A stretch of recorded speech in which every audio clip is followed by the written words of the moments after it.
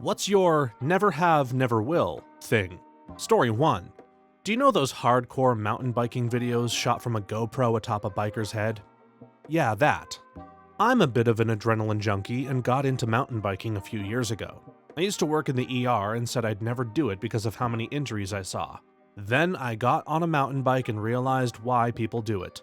I broke my back that first season doing something above my pay grade on a bike, but that did not deter me. I now race downhill. It's fun. It's so much fun. There are so many worse things I could be doing, and this helps me keep physically active. I have seen some of those that were hard nopes. Some look like they'd be fun, but fear of injury would keep me from doing it. I'm old now. But others were a hell no. Saw one dude sliding down a hill over the ocean, with a huge cliff a few meters away. He'd let his bike go and over it went, but he was able to get back up. But so close to death by falling off of a cliff into the ocean. No thank you. So many others riding the heights in just a huge drop-off. Trails, even if you crash, you're just breaking an arm, leg, or whatever. But those cliffs, you're not coming back. My brother is a hardcore mountain biker. He convinced me to give it a try on Bunny Hill. He was flying and I was going at a reasonable pace. Got to an easy-looking stretch and decided to try to catch up a bit. Ended up crashing over the handlebars and breaking 3 ribs. Luckily, there were no trees. Yeah, not getting into that hobby. Story 2. Meth and other similarly hard drugs. I fought 10 years to get clean from meth, 3 different rehabs, an IOP, sober living, 5 different therapists, and thousands of dollars later, 6 different sponsors, a gazillion support meetings of various types, meditation, talking to myself in a mirror, praying to gods that I don't believe in, praying to gods I do, multiple medications, all sorts of conventional and unconventional techniques, behaving like a mad scientist, using blocking software like parental controls through my phone carrier and internet providers, flip phones, locking up my smart device and freezing the keys in a tall thermos filled with water, and after all that time, whereas my frequency of use used to be binging every 2 to 4 weeks, now I can barely get past the weekend. Fortunately, this last half of the year has been better, and I've been able to get my longest stint clean, days in a row, since the early days of the pandemic. Screw meth. And screw me for all the times I haven't tried my hardest. But I've tried hard and also obviously don't want to use. I would flip a switch if I could to never ever get high off of the stuff ever again. So also screw people that insinuate in any sort of way that I choose meth over a good life. I'm happy with my medical meth, Adderall. Thank you very much. I don't need to snort something made in a trailer by a tweaker who hasn't washed his hands in weeks. I've always tried every drug available to me because I have this weird FOMO about mind altering. Did meth a bit in my late teens, which complemented my BMX hobby well. Did heroin/dope on and off for 3 years as a fairly successful chef in a notable city, cause it complemented that lifestyle too. And always smoked weed consistently. The one drug I keep coming back to and having a super hard time with is drinking. I've never even really drank until I was 26, but after drinking often enough to be functional, it had almost become a part of my personality. I have to actively tell myself not to drink. I relapse every few months. Loved the speed and Superman of meth. Loved how dope just made everything feel balanced and okay. I feel like I grew out of them both, but anytime I start drinking again, I have that 6th drink and my brain goes, there I am, and I hate it. I can feel great sober for months, but always feel like something is kind of missing from my personality. I have unfortunately remedied my Asperger's with weed and alcohol. It is not a real remedy, obviously, but I feel so normal on that combo. Sorry for using this answer to lament. Ha. Story 3. Cheating whilst in a committed relationship. I firmly believe that cheating on someone when you are an adult in a long-term committed relationship is perhaps the worst thing you can do without breaking the law. That may sound dramatic, but it screws people up on such a fundamental level, often for years. I say this as someone who has been on both sides. If you want to see other people, communicate. If you want to break up, do it. And if you just want to have your cake and eat it too, so to speak, then you're just a cunt, aren't you? And same goes if you're the third party. I'm fiercely loyal in my relationships. I was cheated on by my first real boyfriend in high school, and it shattered me. I'm not a jealous partner by any means. In fact, I encourage my husband to form friendships no matter the gender because I trust him. He also knows that if he does ever cheat on me, that's immediate grounds for a divorce. Not that he ever would. I would rather jump in front of a speeding bus than cheat on him. Even when I was looking for a way out of my previous relationship that was abusive/controlling/etc., I refused to look elsewhere for love. I even turned down my husband when he started showing interest in me because I hadn't pulled the trigger yet on leaving douchebag, and I was okay with being single for a while. Luckily, my husband is smart, so he asked to borrow some books from me that we both enjoyed as an excuse to meet up with me at a later date. And I just couldn't resist his dorky charms, lol. Now we've been married for 10 years and have a lovely family. There was this guy at work who I had good chemistry with and got along well with. People made jokes about our friendship and compatibility. I liked him, and he got fired. Several of my coworkers asked me why I haven't reached out to him since he got fired, and it's for the same reason I didn't reach out to him much while he was employed. I'm in a relationship. My family has a history of cheating. I refuse to play with fire. My wife cheated on me after 14 years together. Without getting lost in too much detail, I played my part in pushing her in that direction. Long story short, we stayed together and did some serious work on our relationship, but it still haunts me 2 years later. Couldn't sleep just 2 nights ago for this reason. I knew the guy, so that also doesn't help that I can picture the act in my mind. I don't know if I'll ever fully recover, but I'm trying my damnedest. Yeah, you're not being dramatic. I was cheated on in my first serious relationship. I was young and naive, and I really felt like the person was my soulmate. I would have done anything for them. It's been over a decade since that happened. I truly feel like the cheating shifted my personality and fundamental beliefs in the world forever. I haven't been able to fully trust a person since, if I'm being honest. There's always that voice in the back of my head cautioning me that someone I love and trust could secretly be someone I don't know at all. There was a time when that paranoia harmed my relationships too, and although I've grown from that, there's always the slightest guard up. It can be a little lonely.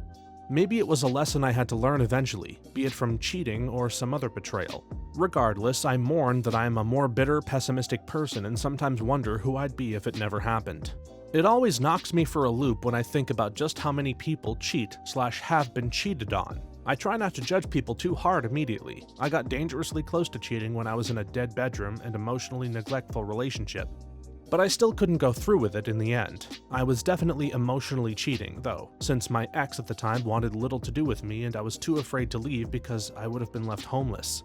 I now know what I did was wrong, and I should have left my ex long beforehand regardless, even if it meant uprooting my life. Even though I didn't go through with any intimate relations, it is still one of my biggest regrets. And it didn't end up working out in the long run anyway. Who knew that people who string along other people in relationships generally aren't great partner material? /S. That being said, people who cheat while in a happy and secure relationship I really cannot understand. Story 4.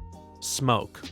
I never had and never will smoke due to many people in my family having cancer, and I don't want to get something they wish they never had. None of my relatives got any apparent health issues from smoking yet. I'm never going to try it regardless. It's all negatives and no positives whatsoever.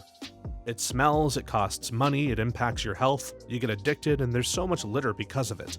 Same, I signed one of those never have, never will pledges, and while most of those things aren't something I would care about, I do care about this one. My granddad died not from lung cancer but from pneumonia that wouldn't have killed him if he hadn't lost a lung to cancer a decade earlier. I'm also a vocalist, and it definitely isn't worth it. Story 5. Give birth. I'm not a fan of children, and the whole ordeal looks terrifying. People are always bothering my single 30s, happily child-free friend about when she's going to have a baby. If I'm in the room, I say, she really likes just being an auntie to my kid. Or, I wanted my kid, and it's still really hard on me. If she doesn't want kids, she shouldn't have them. My kid is amazing and my favorite little guy ever, but the thing is I wanted to have him. I hate people going around recommending everyone have a kid because they enjoyed it themselves. I hated every minute of being pregnant, and I have my days where I'm at the end of my rope. It would be miserable times 1,000 if I didn't want a kid. Our friends have 2 kids. One just turned 2 last month and the other is 6 months. They wanted kids and went through a lot to have their first. My wife and I love helping our friends when they need it, playing with the kids and getting to see them grow up, but God, did it really confirm that we don't want kids of our own. We were over at their house recently and both kids were screaming at the same time for like 10 seconds, and I was so overstimulated I thought my head was going to explode. That was just a short burst of it. I can't imagine that constantly. I'll stick with being the fun uncle who gets to go home later. I had children, they are mostly grown up now, and I love them, but if I could do it all over, I wouldn't have children. I would not fall for the hype, the pressure, the judgment. I would travel, I would have finished my doctorate, and I would choose almost anything over what I chose. My kids don't want kids, and I encourage that attitude. They look at me sometimes and ask if I have any regrets in my life. I said I do have regrets, and I leave it at that. It's not their fault after all, and I have been very careful never to say it to them, or unconsciously act out. Story 6. I will never go skydiving. Heights terrify me. Licensed jumper here, I can sort of echo something every skydiver talks about, but I might be wrong, so here's my experience. 1. Well, it isn't really the height up there. At that point, you don't perceive how high you are, compared to being on a ladder or a roller coaster. Wasn't really too scared since I wanted to do this since I was a kid, but my first thought when we jumped out was, wow. 2. The jump out doesn't have that heart-dropping feeling that you'd expect. You're sort of just floating and falling. 3. The first time, for those scared, ends in bliss. Will Smith's narration on it describes it perfectly. You realize that at the point of maximum danger is the point of minimal fear, his video on jumping out with his family. 4. The people attached to you have 2 parachutes and a computer that will save your life if something goes wrong. They're also trained in what they're doing, except at Skydive Lodi. Sometimes have 500 or even 1,000 jumps in the books before they can even take someone on the ride with them. 5. The canopy that you're under is huge, so it's a slow descent to the ground. 6. I can talk about myself here. Most times where things end in a bad way come from a human error. I almost broke my legs because I was playing around with my risers on a landing. The first thing I did was jump right up and run around to make sure I wasn't disabled. Thankfully, it was just some mild back pain for a few weeks, and I was back jumping again a few days later on a canopy course. I'll always recommend someone try skydiving, especially if it's with a trained jumper. I've only ever been skydiving once, and it was at Skydiving Lodi. I just googled that place after seeing your comment, and that's terrifying. I definitely got a weird loosey-goosey vibe there, which I found unnerving because jumping out of a plane is no joke. At the time, I chalked it up to the adrenaline junkie bro personality types of most of the instructors and assumed that even though they were unprofessional in manner, they still knew what the hell they were doing. I'm not scared of heights and have done skydiving as well as bungee jumping.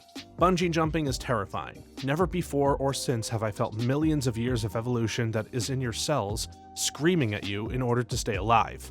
Like truly feeling that my body isn't me as much as the voice in my head. It's a symbiosis partnership, and at that moment trying to jump, the body said, I don't care what the hell you think, I'm keeping me alive. Skydiving height fright was nothing because it's so far away. Like looking at a map or from, well, a plane. I don't know if that scares you more than taking off or landing. Fields are squares, and I can't comprehend the height. I accompanied a couple of friends to a jump earlier this year, and I can honestly say that it seemed so safe and controlled. Our other 2 friends said they'd definitely do it next time and would have that day if it hadn't been a 3-hour wait. Just watching for 90 minutes was incredibly reassuring. For me, it's not the jump, the fall, the landing, etc. It's knowing how incredibly uncomfortable I would be, knowing how it would affect my breathing, forced wind to the face. And I'm just not interested in that kind of adrenaline. But yeah, it was an incredibly professional outfit run by ex-paratroopers. Story 7. An Alexa or other in-home listening assistant. Last night, we were talking about needing to fix the roof before the rain started up, and literally not even 5 minutes later, my brother's Galaxy phone started sending him ads for roof installers.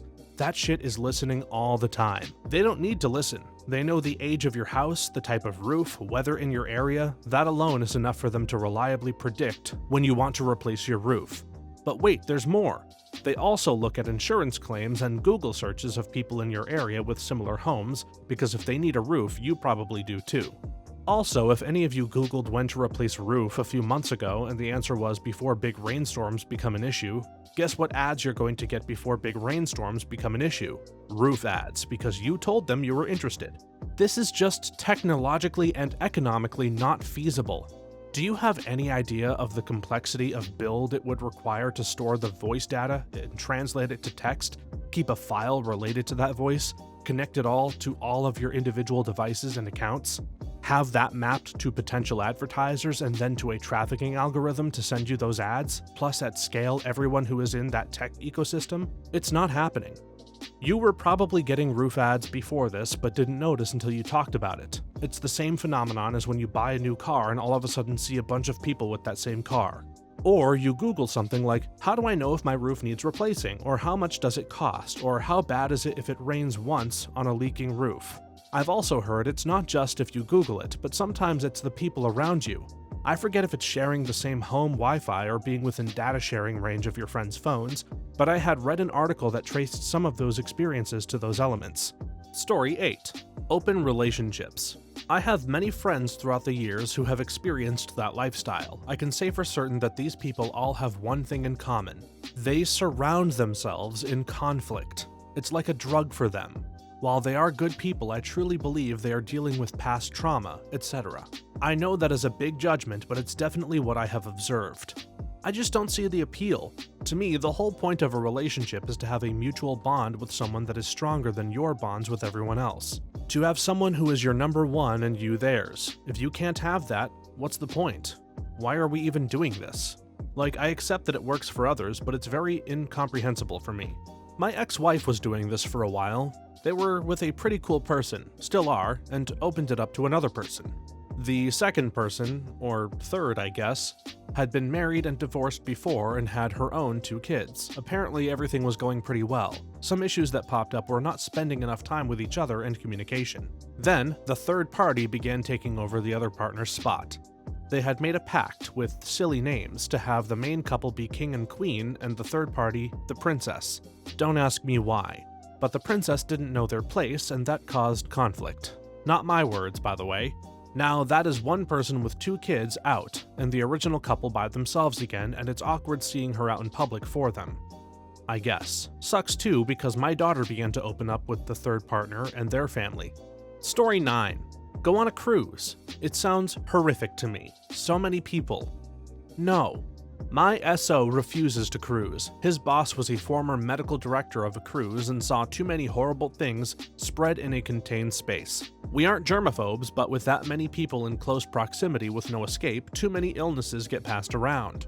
I've been on 2 and never considered this. We got a bit of a cold on our most recent one, but I also work in a school, so it's not uncommon for me to constantly pick up bugs from people anyway.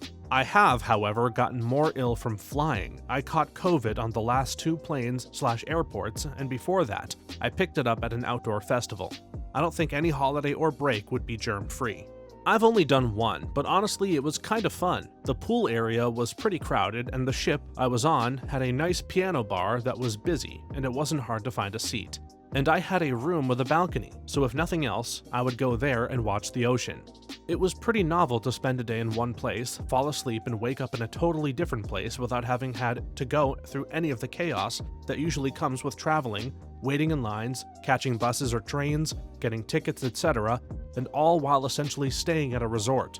I did 1 Mediterranean cruise for my honeymoon, and it was amazing. Every day, we docked at a different European city and had an adventure of a lifetime. I imagine a lot of these cruise horror stories are anecdotal, just like my positive story is anecdotal. Your mileage may vary. The ships are so big, there's so much to do and get distracted from, and looking out at the vast emptiness of the ocean at night is calming. Story 10. No, I don't need to try your death pepper inferno sauce. Keep it for yourself.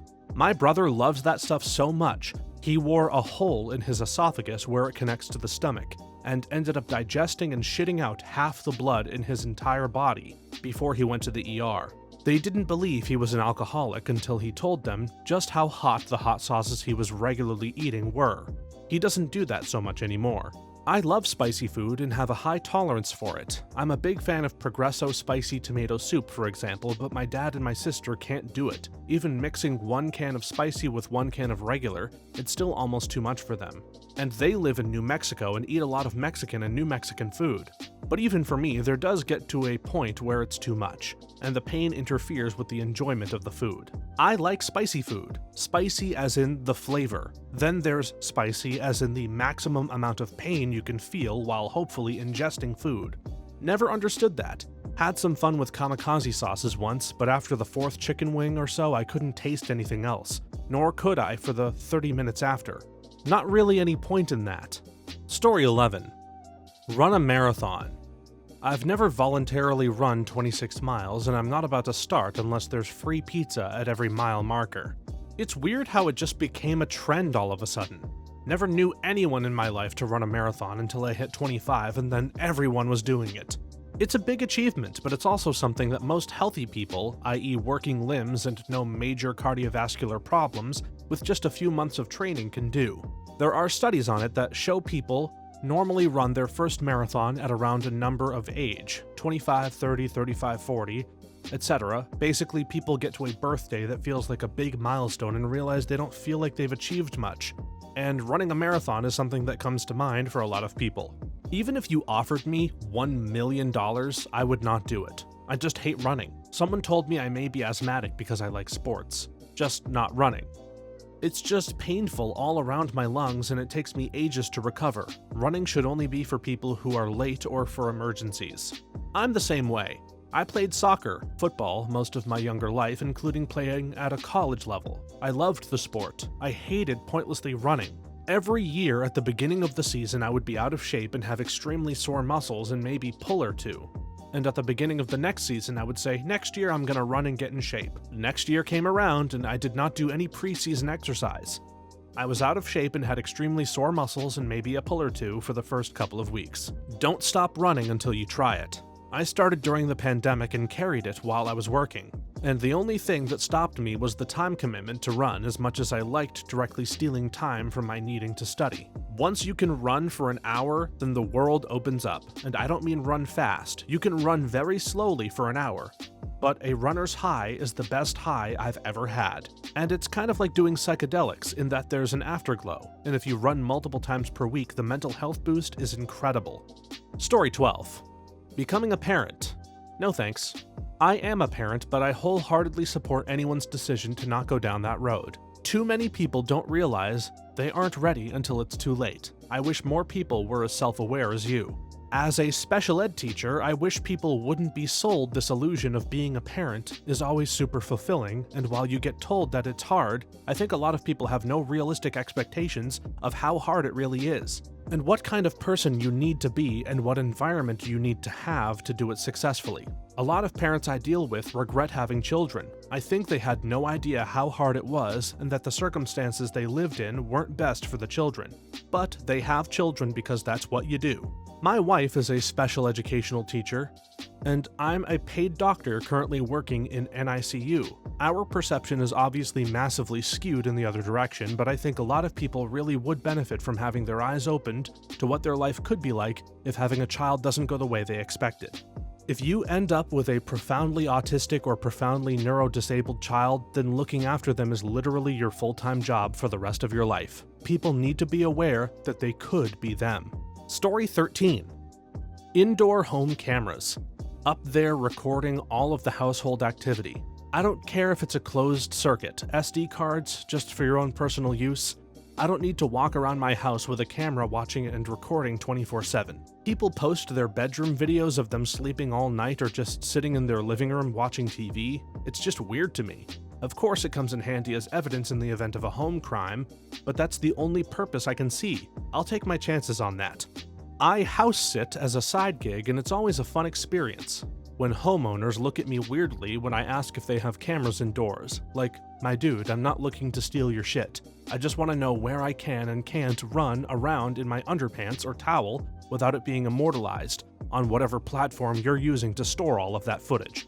I only have cameras at the outside entrances of my house because of my experiences with shit neighbors. However, I agree with this. Sometimes I think about how handy it would be to have it keep an eye on my cats. But then I remember how easy they are to hack. Plus my cats are elderly and the worst they do is jump on the counter or barf up a hairball. If someone wants to hack into my cameras, they're going to be really bored staring at the inside of a storm door.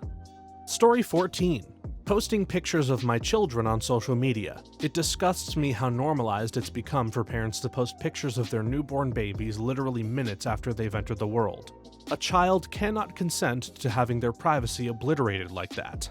I don't know. I agree that posting your child's entire childhood on social media is bad, intrusive, and might cause all kinds of problems down the line. However, I think if I were to accept one type of picture, it would be exactly that, a fully clothed, newborn picture to announce that you have actually had a child without having to text everyone you know instead. But I think it should stop there.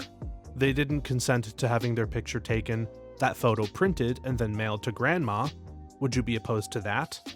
Grandma is family, some random person that you're still friends with on Facebook that you went to school with 20 plus years ago and who your child will never meet is not. Facebook and family are two very different things, and making an account or a post private does nothing to prevent anybody with questionable intentions from obtaining photos of children online. There are many articles online about this. I only feel passionate about it because I know someone who works for the police dealing with cybercrime. She's never been allowed to go into detail, but she has been shaken by examples of child abuse stemming from innocently posted photos on Facebook or Instagram. I just wish people would respect a child's privacy more until that child can fully understand the extent of social media and what it can be used for.